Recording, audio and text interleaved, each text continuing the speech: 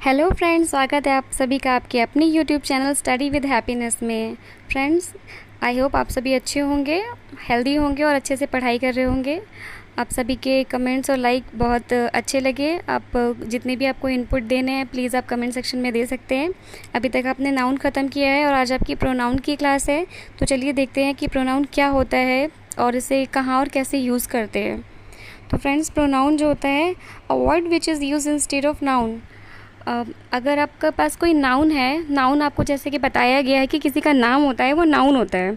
तो अगर कोई ऐसा सेंटेंस है जहाँ पर आपने नाउन यूज़ किया है और आपसे ये बोला जाए कि अब आपको ना उसका नाम नहीं लेना है, अब आप उस सेंटेंस को बोलकर दिखाइए, तो जो वर्ड आपके दिमाग में आएगा या आप जो बोलेंगे वो प्रोनाउन होगा। अच्छा, प्रोनाउन हम यूज़ क्यों करते हैं? To stop repetition of a noun. Repetition मतलब कि अभी आपके पास एक सेंटेंस हो गया जिसमें आपने ये बोला कि कल राम मेरे घर आया था, फिर राम ने खाना खाया था, फिर राम ने मुझसे बातें करी थी, फिर राम ने मुझे ये दिखाया था कि उसने क्या क्या शॉपिंग करी है, फिर राम के साथ मैं घूमने गया था। तो ये जो राम नाम है ना, यानी कि ये जो नाउन है वो बार बार रिपीट हो रहा है, तो उससे क्या होता है, जो डेकोरेशन होता है ना वो ख़राब हो रहा है सेंटेंस का। यानी कि आपको क्या करना है, जो रेपिटेशन है नाउन का उसको ख़त्म करने के लिए अब आपको प्रोनाउन वहाँ पर यूज़ करना है। यानी नाउन क्या है, जो भी वर्ड हम प्रोनाउन वो है जो भी वर्ड हम नाउन की जगह पर यूज़ करते हैं इन प्लेस ऑफ नाउन, वो जो वर्ड आता है ना वो प्रोनाउन होता है। अच्छा, प्रोनाउन के काइंड्स क्या क्या होते हैं? पर्सनल प्रोनाउन, ये आपका शॉर्ट इंट्रो है, उसके बाद आपको एक एक करके अच्छे से डिस्क्राइब किया जाएगा। पर्सनल प्रोनाउन क्या होता है? पुरुषवाचक। इसका मतलब ये है कि जो आपको किसी भी इंसान के बारे में पर्सनली कोई चीज़ की इन्फॉर्मेशन दे रहा है वो प्रोनाउन। जैसे कि I, we, you, me, us, he, him. तो इसमें जितने भी पर्सन्स होते हैं, first person, second person, third person, वो सारे जितने भी होते हैं वो पर्सनल प्रोनाउन के अंडर आते हैं।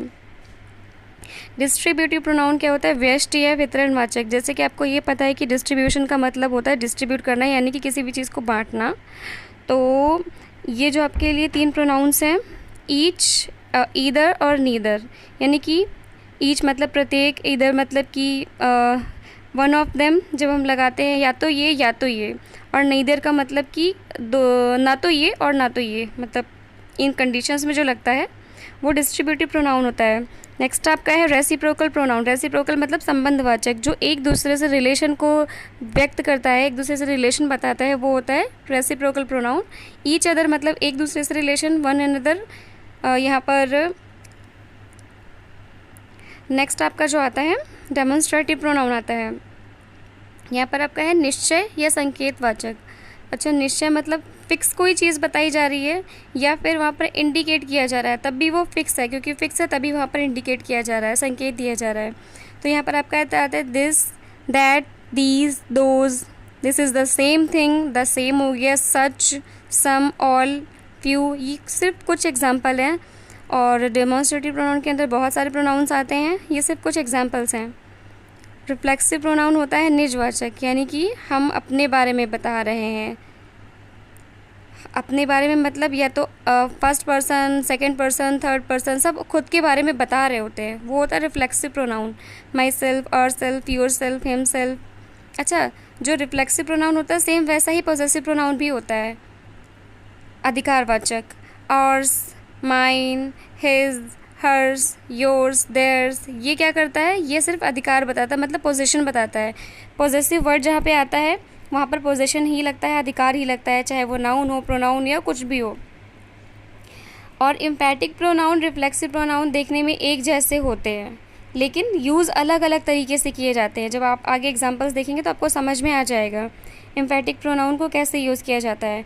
Her self, himself, itself, ourself. Emphatic मतलब कि आपने एम्फेसाइज वर्ड सुना होगा, नहीं सुना होगा तो एम्फेसाइज मतलब होता है दबाव डालना, किसी भी चीज़ को ज़ोर डालकर बोलना। जैसे आपने बोला कि कल आपको आना है, आपको कल आना ही है या आपको कल आना पड़ेगा, ये हो जाएगा एम्फेसाइज किया जा रहा है, मतलब कि जोर डाल के किसी बात को बोला जा रहा है। इंडेफिनिट का वर्ड जैसे आपको पता है, आपने आर्टिकल में पढ़ा होगा इंडेफिनिट, डेफिनिट। तो इंडेफिनिट का मतलब होता है अनिश्चित। तो जब कोई चीज़ निश्चित नहीं होती है तब उसे हम इंडेफिनिट बोलते हैं। Somebody, everybody, anybody, nobody, everyone, someone, no one, all, any, some. ये जो वर्ड्स हैं ना, इसमें आपको ये समझ में आ रहा होगा कोई एक पर्टिकुलर इंसान की बात नहीं हो रही है, कोई भी फिक्स नहीं है यहाँ पे। किसी भी प्रोनाउन को पढ़ के आपको ये समझ में आ जाएगा कि यहाँ पर किसी व्यक्ति विशेष की बात नहीं की जा रही है। नेक्स्ट आपका आता है इंटेरोगेटिव प्रोनाउन। जैसा कि आपको पता है इंटेरोगेशन का मतलब क्या होता है, पूछताछ करना। तो इंटेरोगेशन का मतलब पूछताछ करना, तो जिन वर्ड से हम इंटेरोगेट करने का काम करते हैं, क्वेश्चन पूछते हैं, वो होता है इंटेरोगेटिव प्रोनाउन। रिलेटिव प्रोनाउन वो होता है जिससे हम रिलेशन शो करते हैं, किसी भी व्यक्ति से रिलेशन, किसी भी चीज़ से रिलेशन शो करते हैं, वो संबंधवाचक होता है। अभी आपको ये देखने में एक जैसे लग रहे हैं, हु, विच, दैट, हुम, हुज, लेकिन ये एक जैसे नहीं है। इंटेरोगेटिव में इनसे ही क्वेश्चंस पूछे जाते हैं, इन्हीं वर्ड से, और रिलेटिव प्रोनाउन में सेम इन्हीं वर्ड से रिलेशन बताया जाता है। जैसे कि आपको बताया गया है कि ज़रूरी नहीं है कि इंग्लिश में जो वर्ड जैसे दिखते हैं वो वैसे ही यूज़ होते हैं। कभी कभी एक ही चीज़ की कई मीनिंग्स होती हैं, वो अलग अलग जगह यूज़ होती है, और कभी कभी ऐसा भी होता है कि एक ही वर्ड अलग अलग जगहों पे अलग अलग तरह से यूज़ किया जाता है। लास्ट वन है आपका एक्सक्लेमेटरी प्रोनाउन। एक्सक्लेमेटरी का मतलब आपको पता है विस्मयादिबोधक, यानी कि विस्मय बताया जा रहा है, सरप्राइज़ बताया जा रहा है। व्हाट, जैसे कभी कभी आपने कोई कंडीशन सुनी होगी, कोई ऐसी सिचुएशन आती है कि आपके मुंह से निकल जाता है क्या, वही है बिल्कुल सरप्राइज़ वाली सिचुएशन जहाँ पर आती है, वहाँ पर हम व्हाट वर्ड का यूज़ करते हैं, ये एक्सक्लेमेटरी प्रोनाउन में आता है। तो चलिए स्टार्ट करते हैं आपका पर्सनल प्रोनाउन। पर्सनल प्रोनाउन क्या होता है, जिसमें first person, second person, third person, इन 3 पर्सन्स के बारे में बताया जाता है। जिनमें पर्सन्स के बारे में बताया जाता है वो पर्सनल प्रोनाउन होता है। और 3 तरह के पर्सन्स होते हैं, फर्स्ट, सेकेंड और थर्ड। अच्छा, फर्स्ट पर्सन क्या होता है, सेकेंड पर्सन क्या होता है और थर्ड पर्सन क्या होता है। फर्स्ट मतलब, अब आप जब एक नॉर्मल लाइफ से एग्जांपल लेंगे, जब कोई बात आती है तो सबसे पहले आप अपना फ़ायदा देखते हैं, अपने बारे में सोचते हैं। तो जो आई हो जाता है ना, मैं, वो हमेशा फर्स्ट पर्सन होता है। और सेकेंड पर्सन क्या होता है, जब 2 लोग बातें कर रहे होते हैं तो एक जो होता है वो बोलने वाला होता है और दूसरा जो होता है वो सुनने वाला होता है। तो जो बोल रहा है, बात कर रहा है, वो फर्स्ट पर्सन होता है, और जो सुन रहा है वो सेकेंड पर्सन होता है। अब जैसे हम आपसे बात की जा रही है तो आई, मैं यानी कि फर्स्ट पर्सन, यू यानी कि आप सेकेंड पर्सन है। अच्छा, थर्ड पर्सन कौन होता है, जिसके बारे में बात की जा रही है। यानी कि अगर हम किसी चीज़ के बारे में बात कर रहे हैं, किसी इंसान के बारे में बात कर रहे हैं, जैसे कोई टॉपिक है, आज हमारी क्लास में एक स्टूडेंट था, उसने ये किया वो किया, हम किसी के बारे में कुछ इन्फॉर्मेशन दे रहे हैं, आपसे कुछ गॉसिप कर रहे हैं या कुछ डिस्कशन कर रहे हैं, तो जिसके बारे में बात की जा रही है वो थर्ड पर्सन हो गया है। यानी कि फर्स्ट पर्सन वो है जो बोल रहा है, सेकेंड पर्सन वो है जो सुन रहा है, और थर्ड पर्सन वो है जिसके बारे में बात की जा रही है। तो सिंगुलर होता है फर्स्ट पर्सन का आई और प्लूरल होता है वी। सेकेंड पर्सन में सिंगुलर होता है यू और प्लूरल भी यू ही होता है। थर्ड में यानी कि अदर्स में क्या होता है, किसके बारे में बात की जा रही है, ही, शी, इट, दे। तो ही, शी, इट ये सिंगुलर नाउन होते हैं, सिंगुलर नंबर होते हैं, और दे जो है वो प्लूरल नंबर होता है। ओके, नेक्स्ट, फर्स्ट पर्सन का सिंगुलर और प्लूरल क्या होता है, उसका नॉमिनेटिव। नॉमिनेटिव का मतलब होता है सब्जेक्टिव केस, और उसके बाद ऑब्जेक्टिव केस और पॉजेसिव केस। ये 3 तरह के जो केस हैं वो यूज़ होते हैं पर्सन में। तो सिंगुलर आई है, इसका ऑब्जेक्टिव मी हो गया, और पॉजेसिव में हो गया माई और माइन। जैसे कि आपको एग्जांपल बताया गया, this is my book, this book is mine. तो this is my book, noun के पहले एडजेक्टिव लगा हुआ है, और this book is mine last में लगा है वो प्रोनाउन है। और प्लूरल आपका क्या होता है, फर्स्ट पर्सन में वी। वी का जो ऑब्जेक्टिव होता है वो होता है अस, और वी का जो पॉजेसिव होता है वो आवर होता है और आवर्स होता है, एडजेक्टिव और pronoun our and hours. Second person में क्या होता है, यू होता है सेकेंड पर्सन आपका। यू का सिंगुलर भी यू होता है, यू का प्लूरल भी यू होता है, यू का ऑब्जेक्टिव केस भी यू होता है, और ऑब्जेक्टिव केस में भी सिंगुलर प्लूरल दोनों यू ही होते हैं।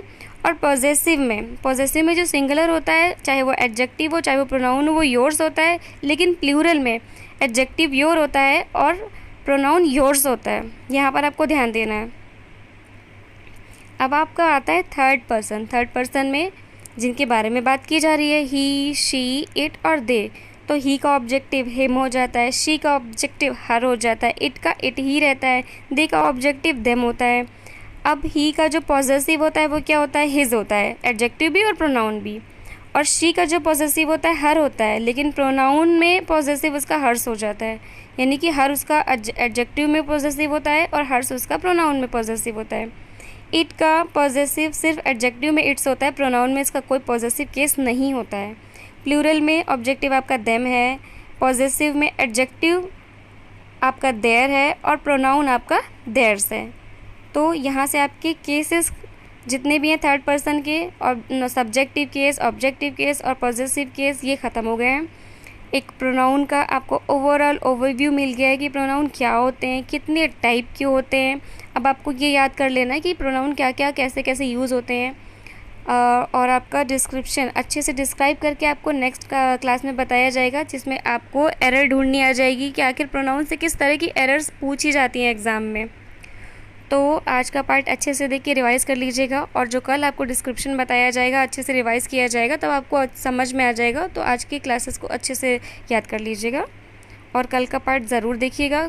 जो भी आपको डाउट हो उसे कमेंट सेक्शन में पूछ लीजिएगा, कोई सजेशन हो तो प्लीज़ बता दीजिएगा। और थैंक यू इतना सारा सपोर्ट करने के लिए, ऐसे ही सपोर्ट करते रहिएगा।